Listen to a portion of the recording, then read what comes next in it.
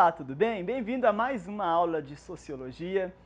É com muita satisfação que nós do IES Profissional estamos aqui exatamente para poder oferecer a você, aluno, o que nós temos de melhor, que é educação, que é formar cidadãos, formar profissionais, para que você possa sair daqui um profissional formado, estudado, com conhecimento construído de verdade.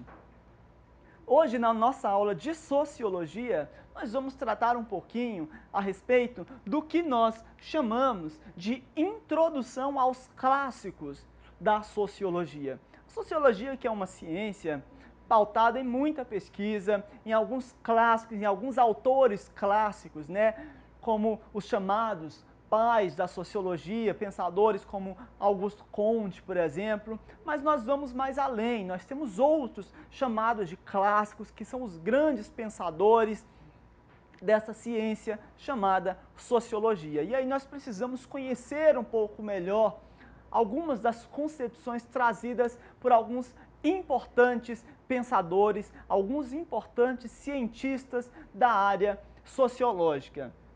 Quando pensamos na ciência e no seu comportamento em relação àquilo que definimos como senso comum, logo surge a ideia da autoridade. Aí, primeiramente, precisamos compreender o que é o chamado senso comum. Está listado no seu texto como conhecimento cotidiano. Isso é o chamado senso comum, né? Aquilo que não foi embasado em pesquisa, em construção de conhecimento científico, é senso comum. Por exemplo, quem nunca ouviu falar que chupar manga e beber leite é prejudicial à saúde? Isso não tem nada de conhecimento científico, isso é senso comum. Se você comer manga e beber leite, não tem nenhum estudo que diz que você vai morrer. Então isso é o que nós chamamos de senso comum. A sociologia ela é uma ciência, ela não pode ser pautada em argumentos do senso comum. Então muitas vezes ela vem até para combater esses argumentos do chamado senso comum.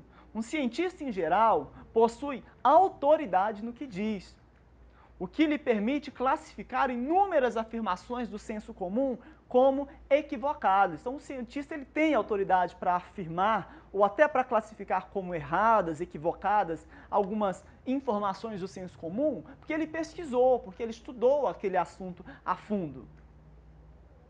Diferentemente das demais ciências, as sociais não parecem gozar da mesma autoridade. Dificilmente o que um cientista social diga sobre crenças arraigadas, presentes na sociedade, exercerá sobre elas o mesmo padrão de correção que as afirmações de um dentista ou de um médico. Quando um médico passa um remédio para você, você em geral não questiona o médico, porque você entende que ele estudou, ele pesquisou aquele assunto e que ele sabe o que ele está fazendo, não é verdade? É um cientista. E nós, em geral, não questionamos. Nas ciências sociais é um pouco mais complexo. Por quê? Porque elas vão lidar com assuntos do nosso cotidiano que muitas vezes vão discordar do que nós pensamos. E nós temos uma tendência natural do senso comum, de achar que esses argumentos estão errados, né? Nós ficamos muito no campo das opiniões pessoais, na verdade. Né? Isso não significa que os sociólogos não sejam cientistas, ok? Sociólogos são cientistas, só que é um outro modelo de ciência, né? Apenas aponta dentro do quadro aqui discutido que a forma da autoridade é outra. Então, os estudos da sociologia encontram como autoridade os seus pensadores clássicos, grandes pensadores que fizeram grandes e profundas reflexões, profundas pesquisas a respeito da vida social. Um deles que nós podemos citar, está aí a imagem dele, é o Adam Smith. O Adam Smith, que viveu entre 1723 e 1790, foi um economista, filósofo social do iluminismo escocês e é considerado o pai da economia moderna. Abordou questões como crescimento econômico, ética, educação, divisão do trabalho, livre concorrência, evolução social e assim por diante. Ele tratou de várias questões relacionadas ao campo social. E em 1959, desculpa, em 1759, Adam Smith publica a Teoria dos Sentimentos Morais. Nessa obra, ele analisa criticamente a moral do seu tempo e da natureza humana, buscando entender as motivações para atuar em sociedade. O Adam Smith vai discutir bastante as questões relacionadas à moral humana, a moral da vivência em sociedade, ok? Depois do Adam Smith, nós temos uma mulher, que é Martineau. Martineau, que viveu entre 1802 e 1876, foi uma jornalista, novelista, ensaísta e economista e política britânica, que foi importante também ativista na emancipação da mulher, no processo de emancipação da mulher lá no seu tempo, em que a mulher ainda era vista apenas como mera propriedade dos homens e etc. Então ela foi muito importante para a construção de um pensamento em que a mulher torna-se também agente transformador da sociedade. O seu primeiro artigo, intitulado On Female Education, escrito em 1823, afirma que o progresso da sociedade era baseado no progresso individual.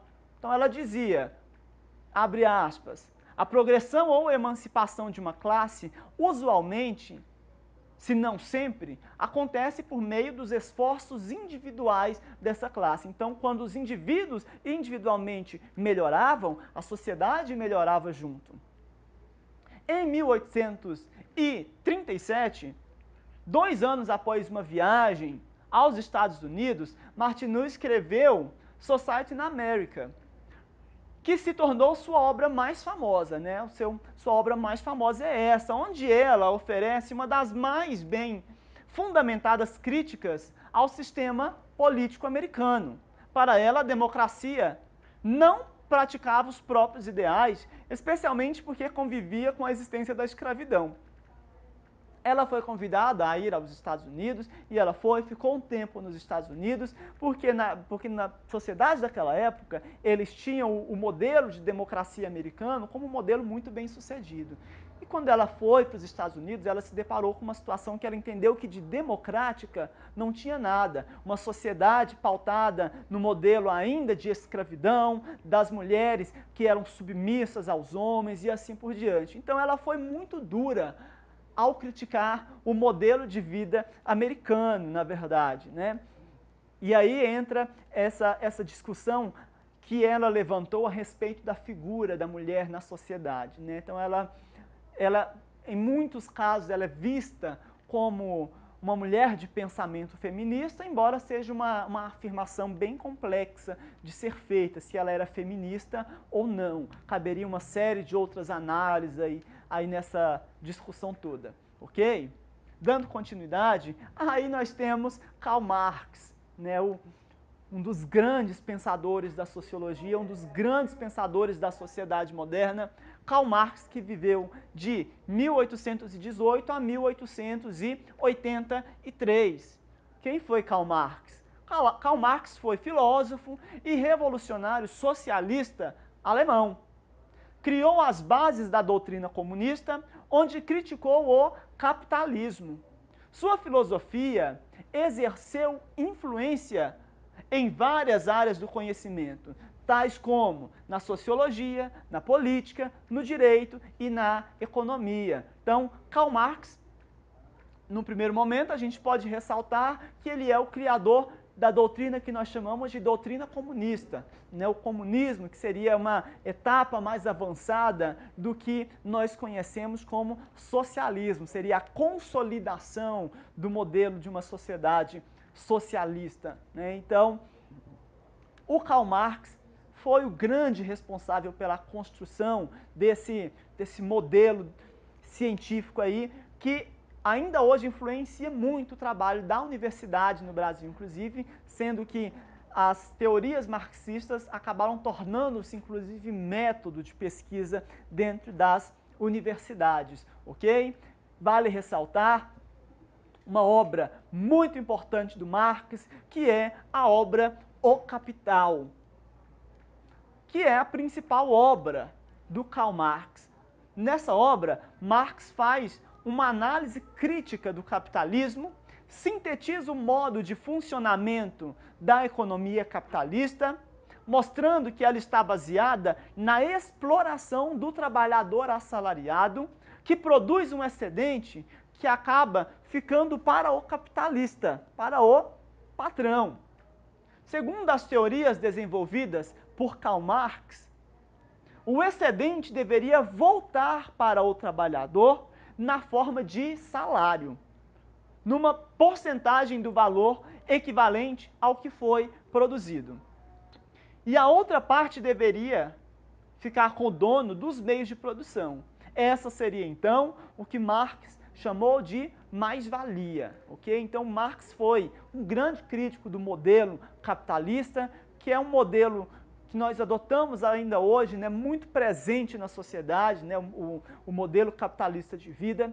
E o Marx foi um grande crítico desse modelo capitalista, estudou a fundo o assunto, sendo um grande crítico das chamadas relações de trabalho, né? Criou aí o discurso que ele chamou de mais-valia, defendeu a ideia de que o trabalhador deveria receber um percentual aí referente ao que foi produzido pela empresa, já que numa concepção marxista, o grande motor de funcionamento da empresa é exatamente o trabalhador, né? É ele que vai impulsionar a empresa, é ele que vai fazer a empresa desenvolver e gerar lucros. Então, na concepção de Marx, o dono da empresa deveria dividir uma parte dos seus lucros com os trabalhadores da empresa, né? E essa concepção ela é totalmente contrária às concepções do modelo de economia capitalista. Então, caberia aí a você, enquanto aluno, né, eu te recomendo fazer uma busca um pouco mais aprofundada, seja em sites da internet, seja em livros, a respeito do que são as concepções tanto do capitalismo quanto do socialismo, para que você possa compreender um pouco mais a fundo como se dão as relações entre esses dois modelos, ok?